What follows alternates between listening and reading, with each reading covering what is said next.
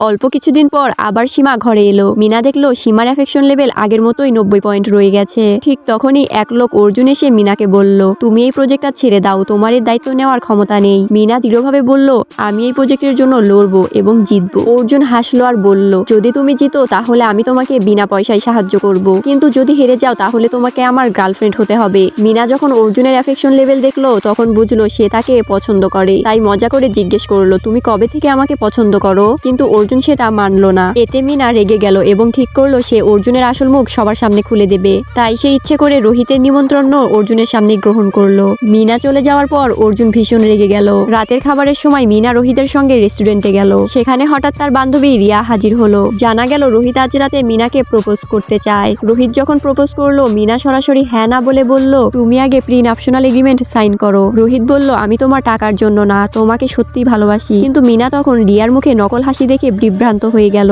সে ভাবলো আপাতত এদের সঙ্গেই চলা যাক। ঠিক তখনই রোহিত প্রপোজ করলো আর শত্রু সীমা হঠাৎ সেখানে এসে উপস্থিত হলো।